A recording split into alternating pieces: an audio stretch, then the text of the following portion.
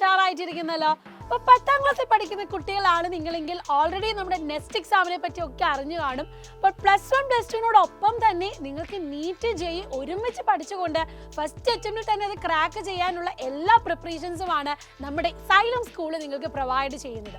അപ്പോൾ സൈലം സ്കൂളിൽ ഫുൾ സ്കോളർഷിപ്പോടെ നിങ്ങൾക്ക് എൻട്രി ചെയ്യാനുള്ള എക്സാം ആണ് നമ്മുടെ നെക്സ്റ്റ് എക്സാം എന്നുള്ളത്.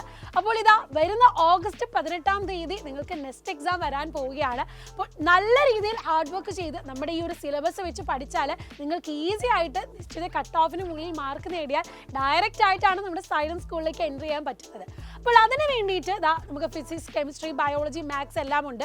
അപ്പോൾ മക്കളെ, നമ്മുടെ നീറ്റ് ഓറിയന്റഡ് ആയിട്ടാണ് നിങ്ങൾ പഠിക്കുന്നത്, അതായത് ഒരു ഡോക്ടർ ആവാനാണ് നിങ്ങൾക്ക് ആഗ്രഹമെങ്കിൽ ഫിസിക്സ്, കെമിസ്ട്രി, ബയോളജി ആണ് നിങ്ങൾ പഠിക്കേണ്ടത്. ഇനി നേരെ മറിച്ച് എഞ്ചിനീയറിംഗ് ഫീൽഡ് ജെഇ ആണ് നിങ്ങൾ പ്രിപ്പയർ ചെയ്യാൻ ആഗ്രഹിക്കുന്നെങ്കിൽ നിങ്ങൾക്ക് ഫിസിക്സ്, കെമിസ്ട്രി, മാത്സ് ആണ് വരുന്നത്.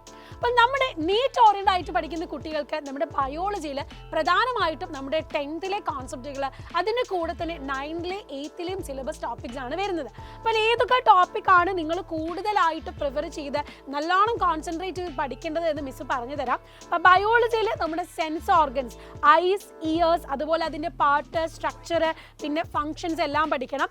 പിന്നെ നമ്മുടെ നെർവസ് സിസ്റ്റത്തിൽ ന്യൂറോണിൻ്റെ സ്ട്രക്ചർ, അതുപോലെ ഫങ്ഷൻ, പിന്നെ ബ്രെയിൻ, അതിൻ്റെ പാർട്സ്, ഫങ്ഷൻ, പിന്നെ ഫോട്ടോസിന്തസിസ്, ലൈറ്റ് റിയാക്ഷൻ, അതുപോലെ ഡാർക്ക് റിയാക്ഷൻ, പിന്നെ റെസ്പിറേഷൻ വരുമ്പോൾ അവിടെ എയറോബിക്, അനേറോബിക് റെസ്പിറേഷൻ, ഗ്ലൈക്കോളിസിസ്, പിന്നെ ക്രെബ്സ് സൈക്കിൾ, ആ പ്രോസസ്സ് ഒക്കെ നിങ്ങൾ കംപ്ലീറ്റ് ആയിട്ട് പഠിക്കേണ്ടതാണ്.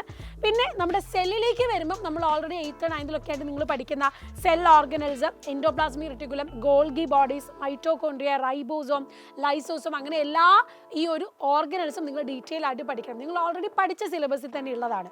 പിന്നെ നമുക്ക് പ്രോകാരിയോട്ടിക് സെല്ല്, യൂകാരിയോട്ടിക് സെല്ല്, അതിൻ്റെ ഡിഫറൻസസ്, അവരുടെ മെയിൻ ഫീച്ചേഴ്സ് പഠിക്കണം. കൂടെ എക്കോസിസ്റ്റം, അവിടെ നമ്മൾ food chain, food web, ecological reactions, interactions ഒക്കെ പഠിക്കുന്നുണ്ട്. പിന്നെ എൻവയോൺമെൻറ്റൽ ഇഷ്യൂസ് ആയിട്ടുള്ള വാട്ടർ, എയർ, സോയിൽ പൊല്യൂഷൻസ്, പിന്നെ സൗണ്ട് പൊല്യൂഷൻ, ഓസോൺ ലെയർ, ഈ തരത്തിലുള്ള എല്ലാ ഡീറ്റെയിൽസും. അപ്പം മിസ് ഇപ്പോൾ പറഞ്ഞിട്ടുള്ള കോൺസെപ്റ്റുകൾ നമ്മൾ already 8th 9th 10th base ചെയ്ത് പഠിച്ച എല്ലാ ചാപ്റ്റേഴ്സിൽ നിന്നുള്ള ക്വസ്റ്റ്യൻസ് ആയിരിക്കും വരിക.